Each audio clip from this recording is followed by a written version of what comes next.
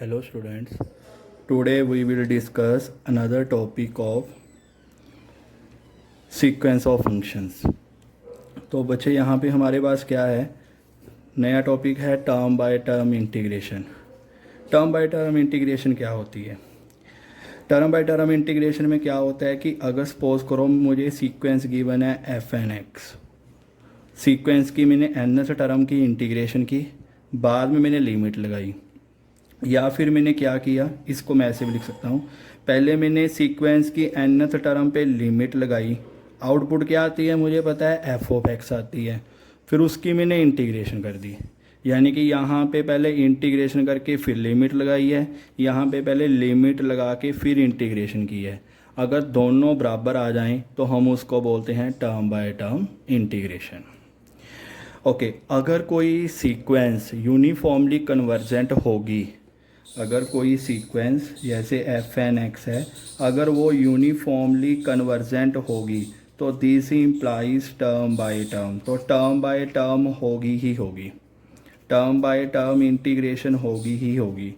But अगर कोई sequence term by term integration follow कर रही है, मतलब अगर कोई सीक्वेंस ये वाली कंडीशन होल्ड कर रही है, मतलब क्या मीनिंग बना इसका, अगर डैट मीन पहले इंटीग्रेशन करके फिर लिमिट लगा दो, या फिर पहले लिमिट लगाकर फिर इंटीग्रेशन कर दो. अगर ये वाली कोई सीक्वेंस ये वाली condition term by term follow कर रही है, दिस डज नॉट इम्प्लाइज कि वो यूनिफॉर्मली कन्वर्जेंट होगी.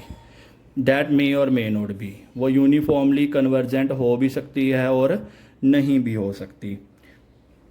सो ये पहली थिंग होगी. सेकंड एंड थर्ड इसमें क्या रहेगा कि अगर कोई sequence term by term integration नहीं है, टर्म बाय टर्म इंटीग्रेशन नहीं होल्ड कर रही, अगर किसी सीक्वेंस में term by term integration hold नहीं कर रही, डैट मीन ये होल्ड नहीं कर रही, दोनों बराबर नहीं आ रहे, तो इसका मतलब क्या होगा, वो यूनिफॉर्मली कन्वर्जेंट भी नहीं होगी.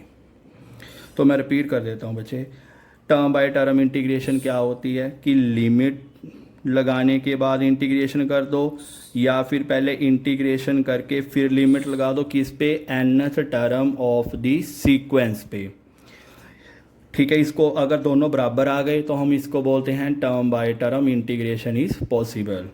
और पहली इसमें तीन बातें ध्यान में रखने वाली हैं. अगर कोई सीक्वेंस यूनिफॉर्मली कन्वर्जेंट है तो टर्म बाय टर्म इंटीग्रेशन होगी ही होगी, उसकी टर्म बाय टर्म इंटीग्रेशन हम कर सकते हैं. बट अगर किसी सीक्वेंस में टर्म बाय टर्म इंटीग्रेशन हो रही है तो वो ज़रूरी नहीं है कि वो वाली सीक्वेंस यूनिफॉर्मली कन्वर्जेंट हो. थर्ड थिंग, अगर किसी सीक्वेंस में टर्म बाय टर्म नहीं हो रही, अगर किसी सीक्वेंस में टर्म बाय टर्म नहीं हो रही, तो डैट मीन वो वाली जो सीक्वेंस है पक्का है, श्योरली है कि वो यूनिफॉर्मली कन्वर्जेंट भी नहीं होगी. ओके, अब एग्जांपल से सॉल्व करते हैं, समझते हैं इसे क्या हो सकता है. पहली एग्जांपल है कि हमने examine the term by term integrate the series the sum of nth term. Series की एन टर्म का सम दिया हुआ है हमें, that mean it is a sequence of partial sum of the series. तो अभी हमने ये सीक्वेंस है बेसिकली जिसमें एन टर्म का सम है सीरीज़ का. ओके, हमें पता है कि सीरीज़ का कन्वर्ज करना या ना करना किस पे डिपेंड करता है, सम ऑफ सीक्वेंस ऑफ पार्शियल सम पे डिपेंड करता है, यानी कि इस पे डिपेंड करेगा सीरीज़ का कन्वर्ज होना या ना होना. चलो, हमने वैसे वो करना नहीं है इसमें क्या करना है, हमने चेक करना है in term by term possible है या नहीं है. टर्म बाय टर्म देखना हमने, टर्म बाय टर्म. चलो, पहले हम क्या करते हैं, लिमिट्स 0 to 1, पहले हम ऐसा करते हैं कि लिमिट लगाने के बाद जो बनेगा उसकी इंटीग्रेशन कर लेंगे. पहले हम इसको फाइंड आउट कर लेते हैं बेसिकली. ओके, ये देखते हैं ये क्या बनेगा. तो limit n approaching to infinity sigma n x, that is limit n approachings to infinity, that is n square x into 1 minus x raised to power n. अगर x 0 हुआ तो इसका आंसर 0 आ जाएगा, और अगर x 1 हुआ तो भी इसका आंसर 0 आ जाएगा। बट अगर x 0 और 1 के बीच में लाई करेगा फिर दिक्कत आएगी, फिर देखते हैं ये क्या बनेगा। चलो, अगर x 0 और 1 के बीच में लाई करेगा तो बेसिकली मैं इसको ऐसे लिख लूँगा, that is 1 minus x raise to power n। अगर x 0 और 1 के बीच में लाई करेगा, ये तो ऊपर बन गया इन्फिनिटी 1/1 माइनस एक्स। सपोज करो मैंने x को 0.5 ले लिया, 1 minus 0.5 that is 0.5 raise to power infinity that is 0, 1/0 that is infinity. तो ऊपर नीचे इन्फिनिटी बन गया, ऊपर भी इन्फिनिटी नीचे भी इन्फिनिटी। तो कौन सी फॉर्म बन गई? Infinity by infinity form. I repeat, जब मैं x को 0.5 ले लूँगा तो n square into 0.5, n infinity को अप्रोच कर रहा है तो इन्फिनिटी बन जाएगा 1 minus 0.5 that is 0.5 raise to power infinity 0, 1/0 कितना बन जाएगा? इन्फिनिटी बन जाएगा। तो एल हॉस्पिटल रूल या लुपितास रूल, ऊपर क्या आ जाएगा? n स्क्वायर आ जाएगा। इसको ऐसे लिख लो 1 minus x raise to power minus n, इसको ऐसे लिख लेते हैं। ऊपर डेरिवेटिव किया, ये आ गया। नीचे डेरिवेटिव करेंगे, ये है a raise to power x, क्योंकि हम डेरिवेटिव कर रहे हैं विद रिस्पेक्ट टू n, तो ये बन गया a raise to power x वाली फीलिंग है। ये कांस्टेंट है और ये वेरिएबल है, तो क्या होता है 1 minus x raise to, sorry ऊपर डेरिवेटिव बनेगा 2nx, क्योंकि हम derivative with respect to n कर रहे हैं तो ऊपर डेरिवेटिव बनेगा 2nx। नीचे a raise to power x, ये क्या बनेगा 1 minus x raise to power minus n into log 1 minus x log a into derivative of minus n that is -1। After this limit n approaching to infinity, again आप check कर सकते हो ये infinity by infinity form बनेगा। ऊपर derivative कितना बन जाएगा? 2x बन जाएगा। नीचे 1 minus x raise to power minus n log 1 minus x whole square into -1 square. जैसे ऊपर किया डेरिवेटिव सेम यहाँ पे भी यही हो जाएगा, a raise to power x that is equal to a raise to power x into log a। एक पहले ही आया हुआ है log 1 माइनस एक्स, एक बार और आ जाएगा तो डैट मीन क्या बन जाएगा? स्क्वायर बन जाएगा इंटू डेरिवेटिव ऑफ -1 कितना आ जाएगा? -1 इंटू -1 डैट इज -1 स्क्वायर। तो that is limit n approaching to infinity 2x, इसको हम ऊपर ले जाते हैं, that is 1 minus x raise to power n upon log 1 minus x whole square. x को 0.5 लो, 1 minus 0.5 that is 0.5 raise to power infinity that is 0। तो कुल मिला के आंसर कितना आ जाएगा हमारे पास? 0 आ जाएगा। ठीक है, ओके तो हमने टर्म बाय टर्म इंटीग्रेशन देख रहे थे हम। तो लिमिट लगा के मेरे पास आंसर कितना आ गया? यहाँ पे भी 0, यहाँ पे भी 0 और यहाँ पे भी 0, तीनों जगह आंसर क्या आ गया? 0 आ गया। ठीक है, अभी इंटीग्रेशन देखते हैं 0 to 1, इसकी वैल्यू कितनी आ गई मेरे पास? 0।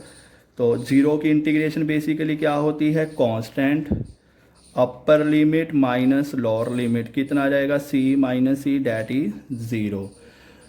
तो डैट मीन्स हुआ क्या कि इस वाले एक पोर्शन, डैट मीन ये वाला पोर्शन हमने इवेलुएट कर लिया, ये वाला पोर्शन, इस वाले पोर्शन की हमारे पास वैल्यू कितनी आ गई? हमारे पास 0 आ गई।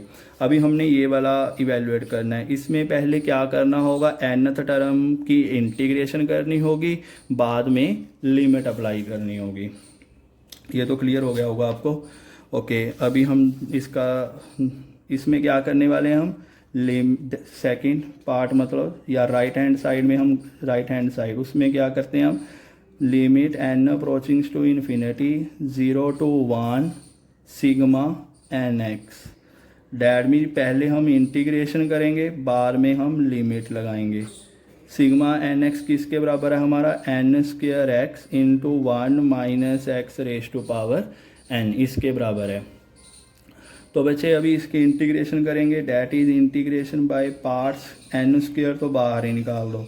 Integration that is first function that is second function x 1 minus x raise to power n plus 1 upon n plus 1 upon minus 1, क्योंकि x का कोफिशेंट -1 है। लिमिट 0 इंटीग्रेशन 0 to 1 फर्स्ट का derivative 1 minus x raise to power n plus 1 upon n plus 1 into -1, मैं यहाँ पे plus कर देता हूँ। इसमें लिमिट्स कौन सी फिल करनी है हमने, इसमें लिमिट्स फिल कर दो साथ की साथ। इसमें लिमिट 1 फिल करेंगे तो ये 0 बन जाएगा, 0 फिल करेंगे तो भी ये 0 बन जाएगा। तो 1 फिल करने के बाद भी 0, 0 फिल करने के बाद भी 0, तो ये तो ख़त्म हो गया। अभी इसमें क्या बनेगा, डैट इज़ 1 माइनस एक्स, इसकी इंटीग्रेशन करो n plus 2 upon n plus 1 n plus 2 into -1, क्योंकि x का कोफिशेंट -1 है। Limits 0 to 1, limit n approaching to infinity n square. 1 fill करूँगा तो ये 0 बन जाएगा, 0 फिल करूँगा तो 1 माइनस 0 1, और लोअर लिमिट में एक माइनस आएगा कि ये वाला माइनस हो गया, माइनस माइनस प्लस हो गया, तो that mean 1 upon n plus 1 n plus 2। तो बेसिकली ये कितना बन गया, that is n square upon, इसमें n कॉमन ले लो, इसमें भी n कॉमन ले लो, n square 1 plus 1 by n 1 plus 2 by n, n square से n स्क्वायर कट गया, तो n को इन्फिनिटी अप्रोच करवाओ तो 1 upon infinity 0, 2 by infinity 0, basically ये कितना बन गया, 1 बन गया। तो यहाँ पे हमने क्या किया, यहाँ पे इंटीग्रेशन करने के बाद हमने क्या लगाई है, लिमिट लगाई है। और पहले वाले पार्ट में हमने क्या किया था, पहले लिमिट लगाई थी और बाद में हमने उसकी क्या की थी, इंटीग्रेशन की थी। तो ये वाले पार्ट का आंसर आ गया 0 और ये वाले पार्ट का आंसर आ गया 1। टर्म बाय टर्म इंटीग्रेशन होती कब है, अगर दोनों बराबर हों।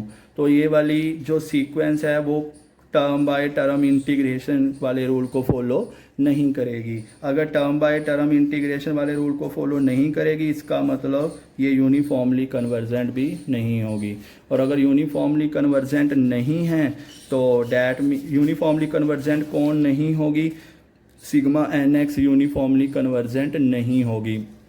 इसका मतलब ये हुआ कि मेरे पास जो सीरीज़ है वो भी यूनिफॉर्मली कन्वर्जेंट नहीं होगी। क्यों, क्योंकि ये सीरीज़ की n टर्म का सम था। सीरीज़ का कन्वर्ज करना या ना करना किस पे डिपेंड करता है, n टर्म के सम पे डिपेंड करता है।